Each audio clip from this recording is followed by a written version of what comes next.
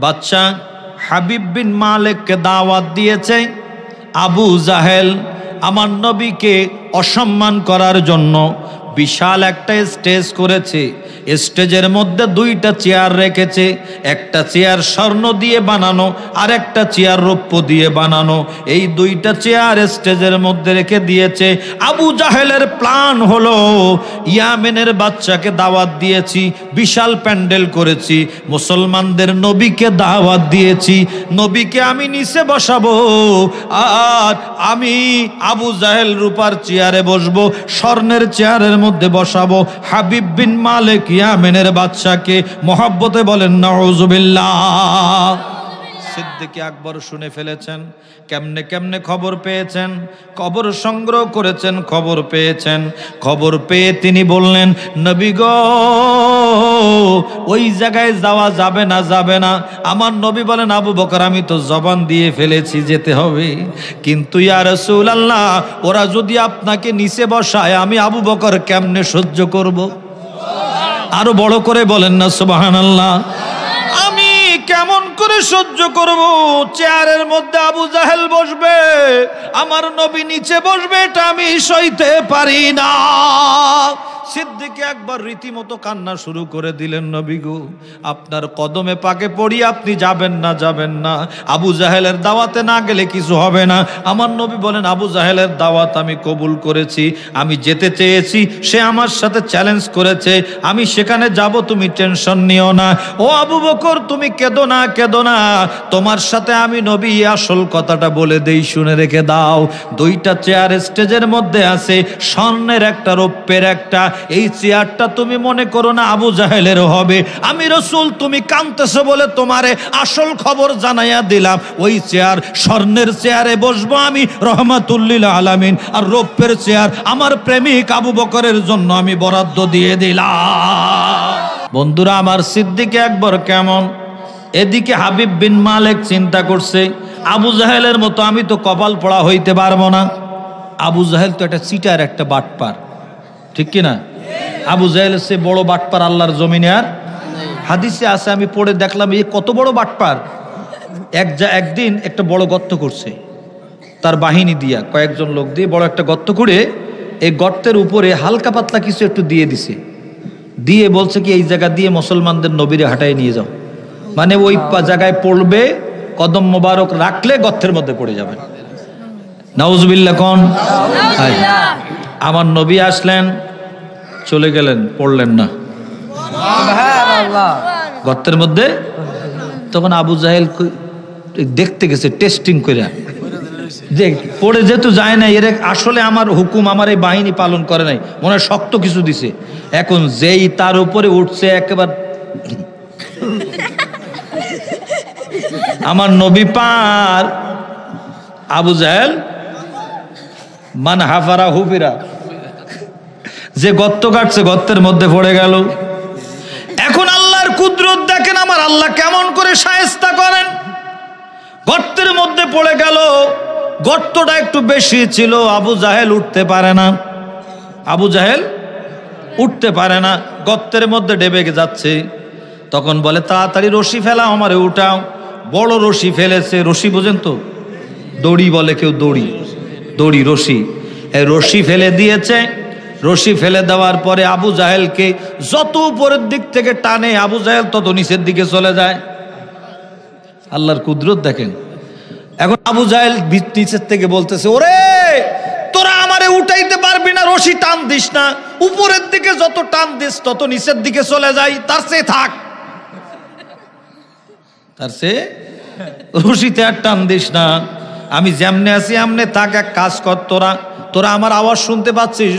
তখন তার বাটপাড়ের পার্টির লোকে কয়, হ্যাঁ হুজুর শুনতে পাচ্ছি, কি কন, কি করতে হবে আপনার জন্য? আপনি তো গর্তের মধ্যে পড়িয়া গিয়েছেন। কয়, তোরা এক কাজ কর, আমারে তোরা তুলতে পারবি না, আমি এখন গজবের মধ্যে পড়ছি, সোজা যাইয়া নবীর কাছে যা। সুবহানাল্লাহ বলেন। যদি মুসলমানদের নবী আমারে না উঠায় আমি উঠতে পারবো না, উঠতে পারবো না। আমি যে পড়েছি আমি বুঝে গেছি আমি আবু জাহেল, তার মাথা কম ছিল না। এই আবু জাহেল তো এমনি ডিগ্রি পায় নাই, বড় জ্ঞানী লোকটা বড় জাহালাতের কারণে নামটা আবু জাহেল হয়েছে। ও বন্ধুরা আমার, এখন আমার রহমতের নবীর কাছে যে বলছে, হুজুর ইয়া রাসূলুল্লাহ, আমাদের লিডার তো গর্তের মধ্যে পড়ছে, উঠতে পারে না। আমার নবী বলেন, তো তোমাদের লিডার গর্তে পড়ছে, তা আমি কি করতাম? আমি কি করতাম? আমার কি করার আছে? কয় আপনি একটু উঠাইয়া দেন। আমি উঠাইয়া দিব? কি করছো তোমরা? কয় গর্ত কাটছিল। কেন? কার জন্য? কথা কয় না। কার জন্য? আহারে আমার নবীর জন্য। আমার নবী বলেন, গর্ত যার জন্য কেটেছিলে আল্লাহ তো তাকে পার করে দিয়েছেন, তো সে গর্তে পড়েছে, আমি কি করবো? আমি তো আর গর্ত কাটি নাই। বন্ধুরা আমার, বাবাজিরা আমার, গর্তের মধ্যে পড়ে আবু জাহেল তখন বলল যে, তাহলে এক কাজ করো, নবীকে বলো আমারে যদি উঠাইয়া দেয় তাহলে আমি ইসলাম গ্রহণ করব। আমারে উঠাইয়া দিলে।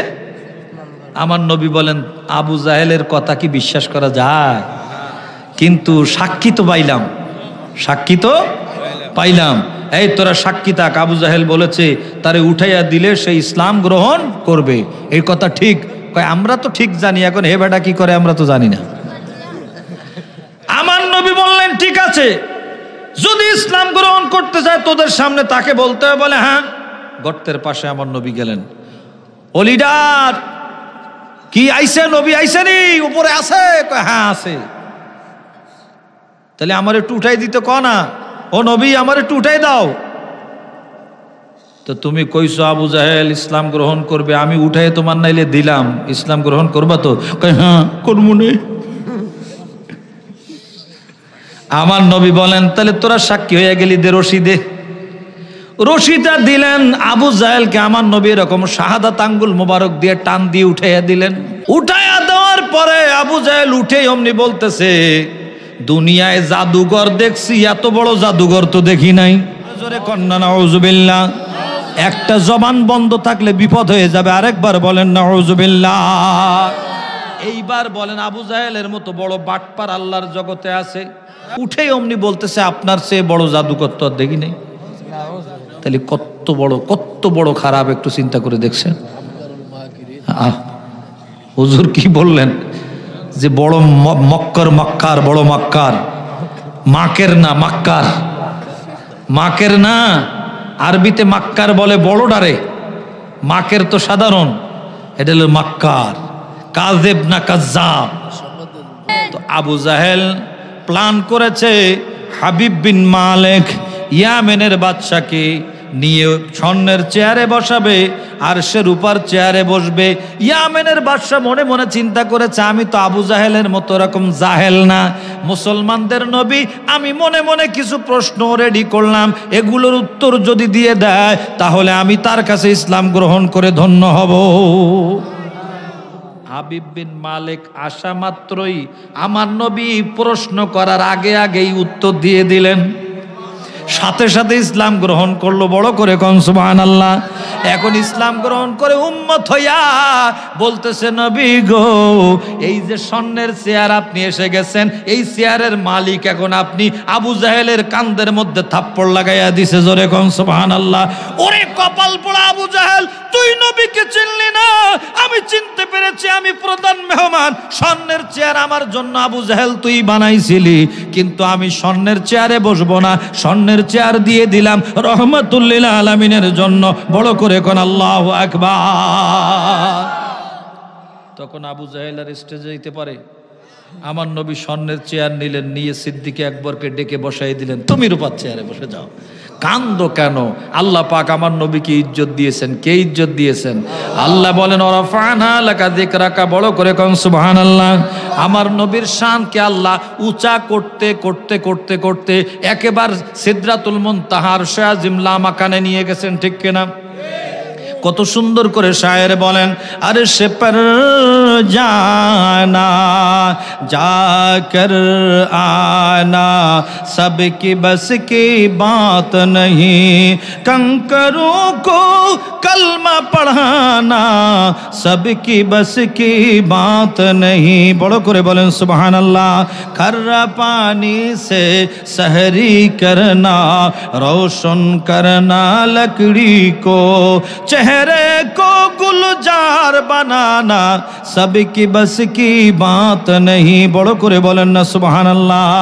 আমার আলা হযরত কত সুন্দর করে বলেছেন, आसमानों ही पर सब नबी रह गए, अर्श आजम पे पहुंचा हमारा नबी, सबसे औला व आला हमारा नबी, सबसे बाला व आला हमारा नबी।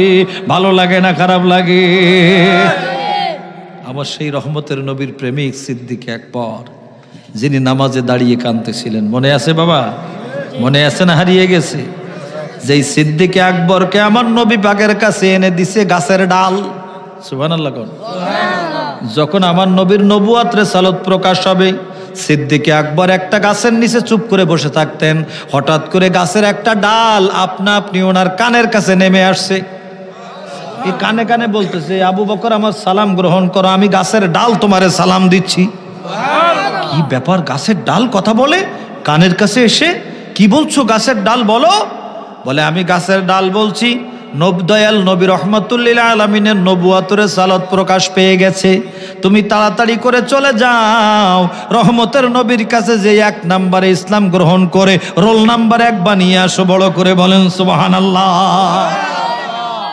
সেই আবু বকর সিদ্দিক যিনি সব সময় বলতেন আমার 3টা জিনিস ভালো লাগে, 1 নম্বরে হলো আন নাজরু ইলা ওয়াজহি রাসূলিল্লাহ সাল্লাল্লাহু তাআলা আলাইহি ওয়াসাল্লাম। 1 নম্বর হলো আমি আবু বকর আমার ভালো লাগে 24 ঘন্টা আমার মায়ার নবীর নূরের চেহারা মোবারকের দিকে তাকাইয়া থাকতে। সিদ্দিক আকবর নামাজের মধ্যে দাঁড়িয়ে কাঁদতেছেন, আল্লাহ আমার তো অজুর প্রয়োজন হয়ে গেল, আমি যদি অজু করতে যাই এখন, তাহলে অজু করতে গেলে আমার 1 ওয়াক্ত নামাজ যদি আমার নবীর পিছন থেকে ছুটে যায়, তাহলে আমার উপায় কি হবে? আমি আল্লাহ তোমার কাছে কেমন করে মুখ দেখাবো? এতটা নামাজের ভালোবাসা আমার নবীর ভালোবাসা। সুবহানাল্লাহ বলেন না, বড় করে বলেন। সিদ্দিক আকবর তো মনে মনে ভাবলেন অজু তো করা লাগবে, অজু ছাড়া তো নামাজে দাঁড়ানো যাবে না। আস্তে করে উনি নামাজ ছেড়ে বের হতে লাগলেন। বের হতে যেয়ে দেখলেন দূরে যাওয়া লাগে নাই, মসজিদের নববীর গেটে বের হলেন। মসজিদের ভিতর থেকে কয়েক কদম দিয়া মসজিদের নববীর গেটের মধ্যে আসছেন। এসে দেখতে পেলেন বন্ধুরে একজন নূরানি চেহারাওয়ালা মানুষ স্বর্ণের পাত্রে করে অজুর পানি নিয়ে দাঁড়িয়ে আছে। কিসের পাত্র? কিসের পানি? অজুর পানি। পাশে আর একজন নূরানি সুরতের মানুষ, তিনি একটা রেশমি দামি মূল্যবান একটা রুমাল নিয়ে দাঁড়িয়ে আছে। অজু করে হাত মুখ মুছতে হয় না, তাই মোছার জন্য রুমাল নিয়ে দাঁড়িয়ে আছে। উনি আসা মাত্র ওনারে উল্টা সালাম দিলেন। সুবহানাল্লাহ বলেন। ইয়া আবু বকর সালাম গ্রহণ করুন। আপনি কি? কয় আপনার ওযুর দরকার না? কয় হ্যাঁ, সে তো আমি একা একা জানি, আপনি জানলেন কোত্থেকে? কয় এত কথা কইেন না, টাইম নষ্ট হবে, ওযু করেন নামাজে চলে যান। আপনি কে? কয় পরে পরিচয় পাওয়া যাবে, এখন নাইলে না হোক, আপনার কাজটা আগে হয়ে যাক। রুমালওয়ালা আপনি কে? আমার জন্য রুমাল নিয়ে আসছেন? কয় হ্যাঁ, আপনার জন্য রুমাল আনছি, এই রুমাল দিয়ে আপনি শরীর মুছবেন। তো বলে আপনার পরিচয়? আমার পরিচয় নিতে গেলে দেরি হয়ে যাবে, ওযু করেন তাড়াতাড়ি নামাজে যান, কারণ আপনার যাতে 1 রাকাত নামাজ মিস না হয়। 1 রাকাত নামাজ মিস না হয়। আহা আমার আব্বা জানেরা রে, সিদ্দিক আকবর ওযু করে ফেললেন। ওযু করে সোজা পিছন দিকে এসে দাঁড়ালেন, কারণ এখন তো আর সামনে যাওয়া যাবে না। নামাজের পিছনের কাতারে দাঁড়ালেন। নূরের নবী নামাজের সালাম ফিরালেন। নামাজ সমাপ্ত হয়ে গেল। সিদ্দিক আকবর পরিপূর্ণ নামাজ পেয়ে গেলেন। নামাজের সালাম ফিরাইয়া আমার নবী মুসল্লিদের দিকে মুখ করলেন। মুসল্লিদের দিকে মুখ করে সালামটা ফিরাইয়া মুসল্লিদের দিকে চেহারা মোবারক ফিরাইয়া আমার নবী বললেন, আমার আবু বকর কই? আমার আবু বকর পিছন দিক থেকে সিদ্দিক আকবর বলে, লাব্বাইক ইয়া রাসূলুল্লাহ, সাদাইক ইয়া রাসূলুল্লাহ। বড় করে বলেন না সুবহানাল্লাহ। ও বন্ধুরে বাবারে, আমার নবী ফিরিয়ে ডাক দিয়ে সিদ্দিক আকবরকে বললেন, আবু বকর পানিটা ঠিক মতো পেয়েছিলে তো? রুমালটা ঠিকঠাক ছিল নি? নবী গো, অজু গেল আমার, আমি জানি, বের হলাম, ওনারা জানে, কিন্তু এই খবর সব আপনার কাছে। কয়, আবু বকর তুমি আমাকে এত ভালোবাসো আর এমন সুন্দর করে তুমি নামাজ পড়ো, তোমার নামাজের প্রেম, একদিকে নবীর প্রেম আর একদিকে নবীর পিছনে নামাজ পড়ার প্রেম, একদিকে নবীর প্রেম আর একদিকে নামাজের প্রেম। বলেন আল্লাহু আকবার। ও বন্ধুরে বাবারে, গভীর মনোযোগ একটু শোনেন। সিদ্দিক আকবর দাঁড়াইয়া বলে, নবী গো কিছুই তো বুঝলাম না, কেন বা আমার অজু গেল বা অজুর প্রয়োজন হলো? আমি তো মনে মনে কাঁদতেছিলাম, আমি যদি অজু করতে যাই কোথায় পানি পাবো, কি অবস্থা হবে? ফাঁকে দিয়ে যদি আমার দয়াল নবীর পিছন থেকে নামাজটা আমার ছুটে যায়, এক রাকাত নামাজ যদি ছুটে যায় বা পুরা নামাজ রক্ত ছুটে যায়, আমার নবীর পিছন থেকে ছুটে গেলে আমি কই পাবো এই নামাজ? আমার রাসূল বলেন, আবু বকর তুমি যেই মনে মনে এমন কান্না করেছো নবীর মায়ায় নামাজের জন্য, আমার আল্লাহ সব কিছু দেখেন, মহব্বতে বলেন ঠিক কিনা?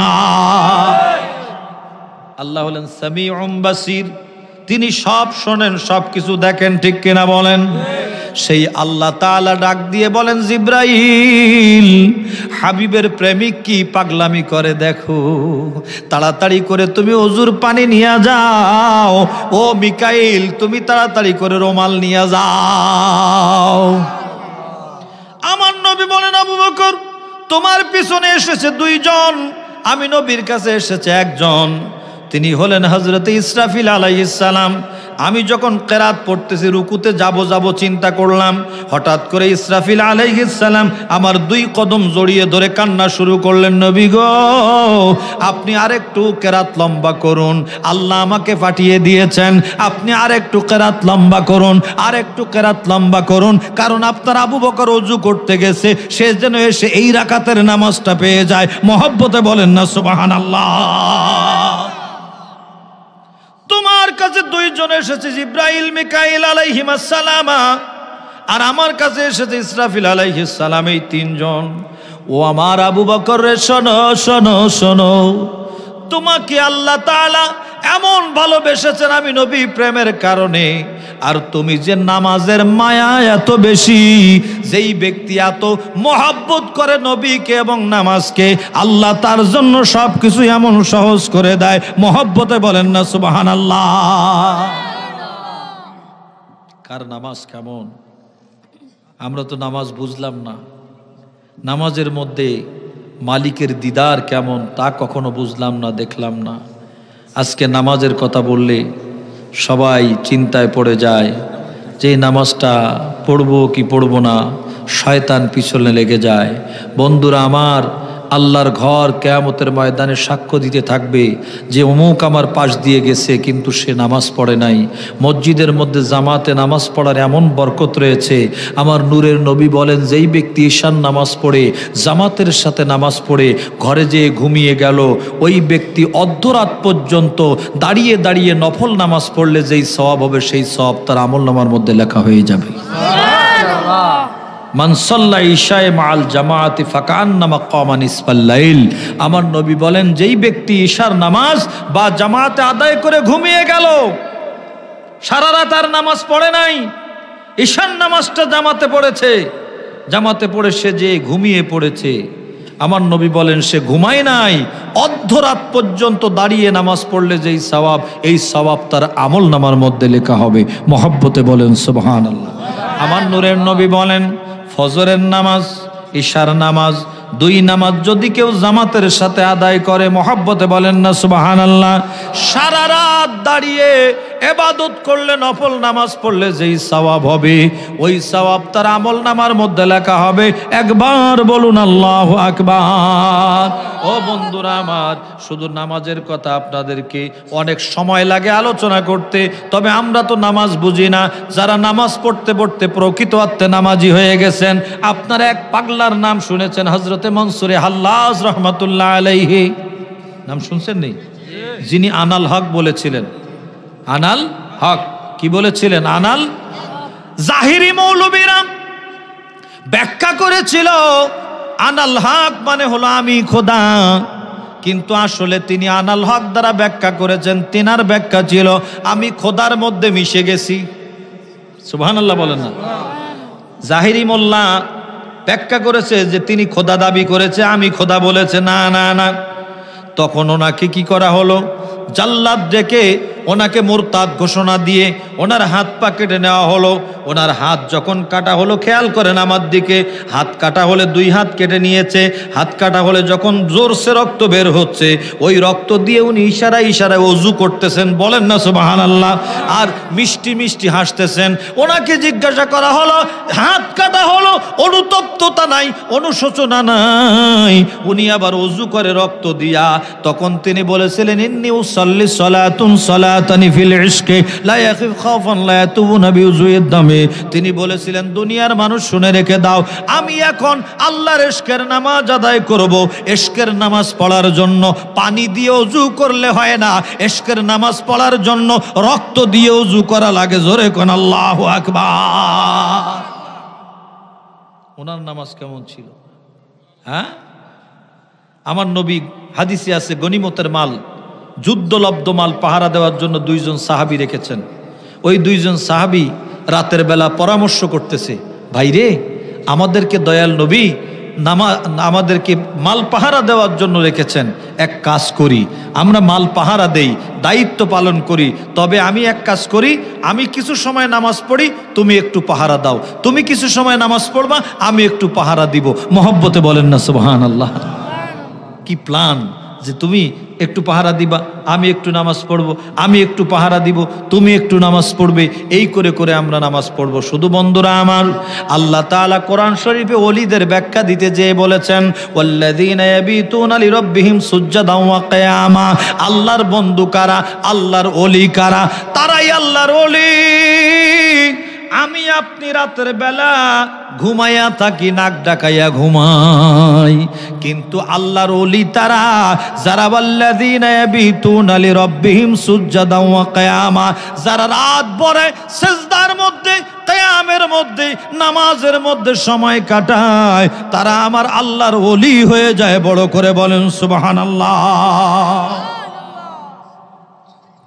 বন্ধুরা আমার, বাবাজিরা আমার, এজন্য আমাদেরকে নামাজের সাথে আমাদের সম্পর্ক রাখার দরকার আছে না নাই? আর একটু জোরে কোন আছে না নাই? আজকে আপনাদেরকে অনুরোধ করে গেলাম, বেনামাজি হয়ে মরবেন না, মরবেন না, বেনামাজি হয়ে মরবেন না, কারণ জাহান্নামে যাবে অধিক বেনামাজি, জাহান্নামে যাবে। আমরা জাহান্নামে যাইতে চাই না, মায়ার নবীকে ভালোবাসি, ওই নূরের নবীকে ভালোবেসে আমরা ঠিক মতো নামাজ আদায় করতে চাই। কথা বলেন ঠিক কিনা? একটু দরুদ শরীফ পড়েন, আল্লাহুম্মা সাল্লি আলা মোহাম্মতে মাওলানা মুহাম্মদ ওয়া আলা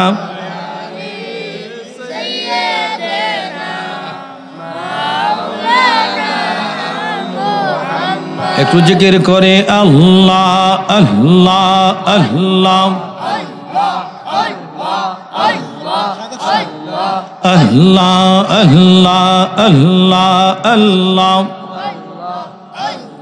तेरे नस्ले पाक में है बच्चा बच्चा नूर का, तेरे नस्ले पाक में है बच्चा बच्चा नूर का, तू है आईने नूर तेरा, तू है आईने नूर तेरा, सब घराना नूर का। अल्लाह अल्लाह अल्लाह अल्लाह अल्लाह अल्लाह। मन्ना गुंजम दर जमीन आसमां, की गुंजम दर क़ुलूबे मोमिना। अल्लाह अल्लाह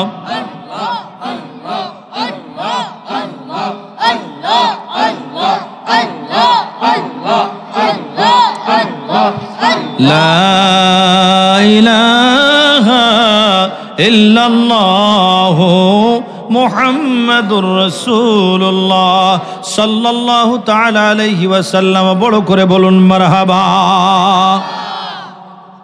তাহলে আমরা নামাজ পড়তে চাই কি না? চাই। নামাজ কি বাদ দিব? আল্লাহর নেককার বান্দা হতে গেলে নামাজ বাদ দেওয়া যাবে? জাহান্নামীদেরকে জিজ্ঞেস করা হবে, মা সালাকাকুম ফি সাকার, ক্বালু লাম নাকু মিনাল মুসাল্লিন ওয়া লাম নাকু নুতঈমুল মিসকিন ওয়া কুন্না নাখুদু মাআল খাইদিন ওয়া কুন্না নুকাযযিবু বিয়াউমিদ্দিন হাত্তা আতানাল ইয়াকিন ফামা তানফাউহুম শাফাআতুশ শাফিঈন। ও বন্ধুরা আমার, জাহান্নামীদেরকে জিজ্ঞাসা করা হবে, এ জাহান্নামীরা তোমরা জাহান্নামে আসছো কেন? তারা বলবে, ক্বালু লাম নাকু মিনাল মুসাল্লিন, আমরা নামাজি ছিলাম না। কি ছিলাম না? ও বন্ধুরা, কি ছিলাম না? নামাজি ছিলাম না। বাবারা, আপনাদেরকে বলি, সন্তানদেরকে নামাজ শিখাবেন। সকালবেলা ভোরবেলা ঘুম থেকে ডেকে উঠাবেন, নামাজের জন্য ডাক দিবেন। মনে করবেন না ছেলে আমার অনেক রাত পর্যন্ত লেখাপড়া করেছে, ডাকলে ঘুমের ব্যাঘাত হবে। না না না, আমার নূরের নবী শিক্ষা দিয়েছেন, আসসালাতু খায়রুম মিনান নাওম, নামাজের চেয়ে ঘুম ভালো নাকি? হ্যাঁ না, ঘুমের চেয়ে নামাজ ভালো? বলেন না, ঘুমের চেয়ে। সহিহ বুখারীর মধ্যে আছে বন্ধু, যেই ব্যক্তি আজান শোনার পরে ঘুমিয়ে থাকলো, বালাশ শাইতানু ফি উযুনাইহি, শয়তান তার দুই কানের মধ্যে প্রস্রাব করে দেয়। তাহলে আজান হলো, আজান শোনার পরে যদি কেউ ঘুমিয়ে যায়, আজানের পরে উঠলো না, তার দুই কানের মধ্যে শয়তানে প্রস্রাব করে দেয়, ঠিক কিনা? তাহলে কি শয়তানের প্রস্রাব কানের মধ্যে ঢুকতেছে এটা আমরা চাই?